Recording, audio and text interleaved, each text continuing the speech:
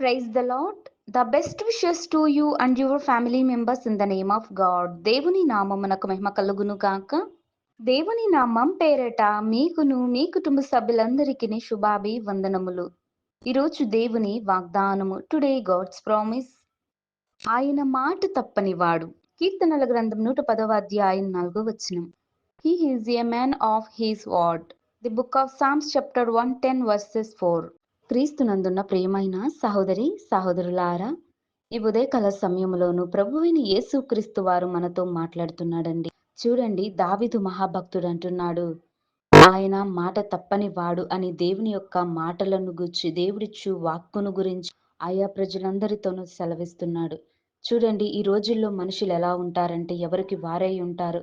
మాట ఇస్తారే కానీ వాటిని నిలబెట్టుకునే స్థిరత్వం లేని మనసును కలిగి ఉంటున్నారు. ఏదో పై మాటకలా చెప్తున్నారే కానీ నిజముగా మాట ఇచ్చి ఆ మాటను నిలబెట్టుకునే వ్యక్తులు చాలా తక్కువగానే ఉన్నారండి. కనుక దేవుడేమంటున్నాడంటే, ఆయన మాట తప్పని వాడు. ఆయన నిన్న నేడు ఏకరీతిగా ఉన్న దేవుడై ఉన్నాడు. దావీదు తన జీవితంలో జరిగినటువంటి ఆయా మేలులను బట్టి ఎంతో ఓర్పును కలిగి ఉన్నాడు.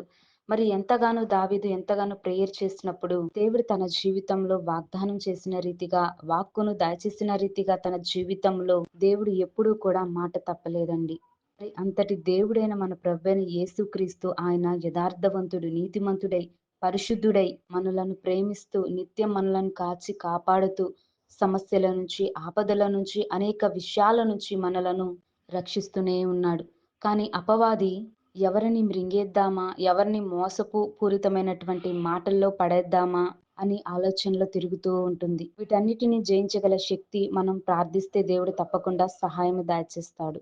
మన పితరులైన జీవితాలలో కూడా దేవుడు అనేక మాటలను వారికి తెలియచేసి ఉన్నాడు. వారి జీవితాల్లో ఎన్నో మార్పులను, ఎన్నో మేలులను వారి జీవితంలో దేవుడు దాచేశాడు. దేవుడు వారి జీవితాల్లో ఎప్పుడూ కూడా మాట తప్పలేదు. కనుక దేవుడి దినవాగ్దానంలో కూడా మన జీవితాల్లో గాని మాట తప్పని దేవుడుగా ఉన్నాడు. కనుకనే మనము నిజమైన దేవునిని ఆరాధిస్తున్నాం. ఆయన మనల్ని ఎంతగానో ప్రేమిస్తున్నాడు. కనుక మన పాప క్షమాపణలన్నీ దేవుని ఎడల ఒప్పుకుంటే దేవుడు తప్పకుండా క్షమిస్తాడు. మనలను ప్రేమిస్తున్న దేవుడు. మనం దేవుని మాట యందు విశ్వాసం గలవారమై మనందరి జీవితాలలో దేవునిని ఆరాధించుదుము గాక.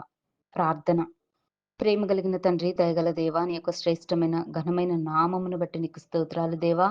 ఈ ఉదయకాల సమయంలో నా తండ్రి, నీవు మాట తప్పని దేవుడవై ఉన్నావు. నీవు నిన్న నేడు ఏకరీతిగా ఉన్న దేవుడివై ఉన్నావు ప్రభువా. మా యొక్క జీవితాలలో నాయన మనుషులు మోసపరుస్తారేమో గాని నీవు మోసపరిచే దేవుడవు కాదు కదా మా తండ్రి. నీవు నిజమైన దేవుడవైన, నీవు నీతిమంతుడవు, యథార్థవంతుడవై, శక్తివంతుడవై ఉన్నావు కదా ప్రభువా. అందరి జీవితాల్లో మార్పును దయచేయండి.